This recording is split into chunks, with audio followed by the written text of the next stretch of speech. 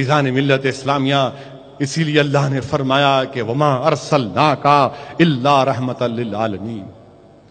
میرے عزیز دوستو، دوسری اور اہم بات کہ آج ہمارے ملک کے جو حالات ہیں، ہر طرف سے ہم کو بولے جا رہے ہیں گھر واپسی، گھر واپسی، گھر واپسی، گھر کو آ جاؤ بول رہے۔ کس کے گھر کو آنا بابو؟ گھر کو آنا کہتے، گھر واپسی، گھر واپسی۔ ہم گھر واپسی نہیں جاتے بھائی، گھر واپسی کہے کا گھر؟ گھر واپسی یاد رکھو دنیا والو، یہ Sangh Parivar, R S S, B J P, ہمارے پرائم منسٹر، سن لو آپ، ہمارا عقیدہ یہ ہے کہ جب اللہ نے حضرت آدم علیہ السلام کو دنیا میں بھیجا تو حضرت آدم علیہ السلام ہندوستان میں آئے۔ یہ ہماری باپ کی سرزمین ہے۔ یہ ہم تمام ساری کائنات کیا ہے؟ بنی آدم ہے نہیں ہے؟ جس گھر میں ابا آئے تو ابا کا ہوگا نہیں ہوگا؟ یہ ہمارے باپ کی سرزمین ہے۔ پورا ملک ہمارا ہے، تم گھر کی بات کر رہے۔ اور یہ کیا سرزمین ہے ہندوستان کی؟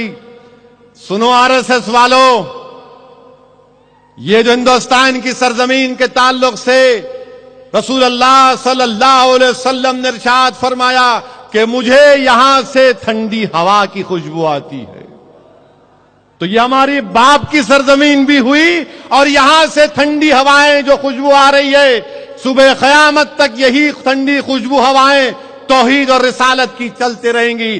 دنیا کی کوئی طاقت نہیں ہے جو ہم کو لا الہ الا اللہ محمد رسول اللہ بولنے سے روک سکے۔ اور عزیز دوستو، افسوس تو مجھے اس بات کا ہوتا ہے کہ ہمارے کو تبدیل کرنے کی قیمت 5 لاکھ کا تھے، only 5 lakhs?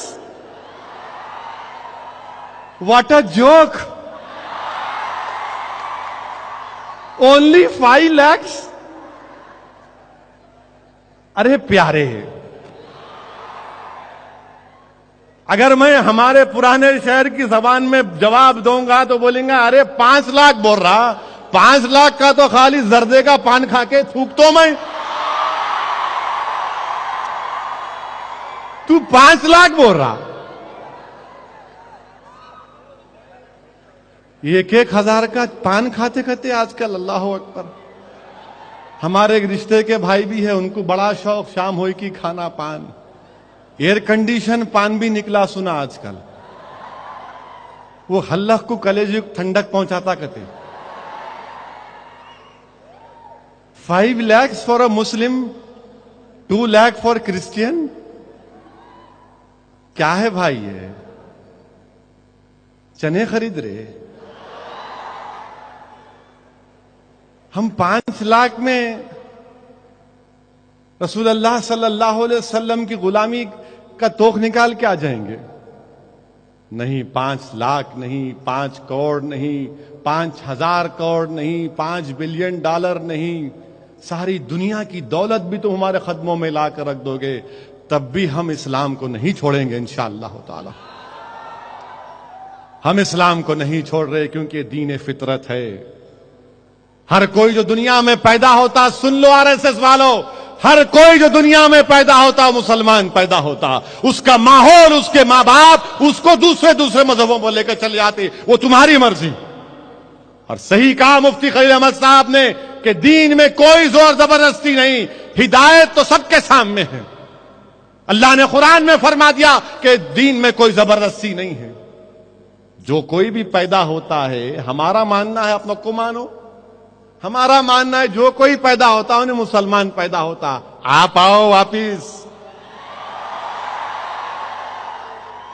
اور ہم کچھ پیسہ نہیں دے سکتے بھائی آپ کو، ہمارے کہنے کچھ بھی نہیں ہے۔ ہم آپ کو صرف اتنا بول سکتے ہیں کہ دین اور دنیا کی کامیابی کی گارنٹی آپ کو ہم دے سکتے، آ جاؤ۔ ہم تمام تو بنی آدم ہیں نا، ابا کا ملک ہے یہ. Welcome, please come back. ہم ہاتھ اٹھا کر آپ کو بول رہے ہیں آ جاؤ, آ جاؤ, ویلکم, کم بیک. کہاں جا رہے ہو اتنی دور, یہاں آ جاؤ. 5 لاکھ یہ تو کہتے ہیں نا تبدیل ہو جاتے, ہمارے کو تبدیل کرتے کرتے کوئی تبدیل نہیں ہو سکتے. نوجوانوں, جا کر بخاری شریف کی 7ویں حدیث, جس کو علماء کرام نے کہا کہ ہر خل کی حدیث, جس میں عیسائی پوپ اور پادریوں نے کہا کہ جس کے دل میں سوچ اور فکر میں اسلام پیوست کر جاتا ہے وہ اسلام اور بڑھتا جاتا ہے, اور بڑھتا جاتا ہے. یہ حدیث میں کہا گیا بخاری شریف کی. اور نوجوانوں یاد رکھو, رسول اللہ صلی اللہ علیہ وسلم نے کہا کہ آخری زمانے میں, حدیث کے الفاظ آقا نے فرمایا صلی اللہ علیہ وسلم نے, کہ اپنے دانتوں سے اپنے دین کو بچا کے رکھو, اپنے دانتوں سے اپنے دین کو بچا کے رکھو. یہ اللہ کے رسول صلی اللہ علیہ وسلم نے ارشاد فرمایا. ڈرنے اور گھبرانے کی ضرورت نہیں ہے, ہرگز نہیں ڈریں گے انشاءاللہ تعالی. میں پارلیمنٹ میں بھی کہا کہ تم سے ڈرنے والا نہیں ہوں میں, اور جب میں کھڑے ہو کر بولتا ہوں تو میں اپنے انفرادی ذات کی کبھی خدا نخواستہ بات نہیں کر رہا ہوں. میں ہندوستان کے 15 کروڑ غیور مسلمانوں کی ایک بے باک آواز بن کر تم سے کہہ رہا ہوں کہ ہم تمہارے جیسے جوکروں سے ڈرنے والے نہیں ہیں. تم ہم کو ہمارے مذہب سے دور نہیں کر سکتے. ہم ہندوستان میں ہم ہیں تو جیسا کہ میں نے کہا پھر کہہ رہا ہوں کہ دوسرے مذہب کے لوگ انڈین بائی برتھ ہے, میں انڈین بائی چوائس اور انڈین بائی برتھ ہوں. میرا مقام تمہارے سے زیادہ ہے, اور میں اسلام پر تھا, ہوں اور رہوں گا. اپنے دین پر مجھے فخر تھا, ہے اور رہوں گا. جب تک دنیا زندہ رہے گی ہندوستان کے مساجد سے توحید کا پیغام دیا جائے گا, لوگوں کو رسالت کی تعلیم دی جائے گی, لوگوں کو اسلام کی دعوت دی جائے گی, کیونکہ یہی حق ہے. اسلام حق ہے, اسلام حق ہے, اسلام حق ہے. جو لوگ آج ہم کو ڈرانے کی بات کر رہے ہیں, یاد رکھو ہم ڈرنے اور گھبرانے والوں سے نہیں ہیں. یاد رکھو نوجوانوں, یہ جو دین تم کو اور ہم کو ملا یہ بہت بڑا سرمایہ ہے, یہ بہت بڑی دولت ہے. یہ دولت ایمان کی نوجوانوں, یہ کسی گارڈن پر چل کر نہیں ملا ہم کو, کسی بادشاہ کے شیش محل میں چل کر نہیں ملا.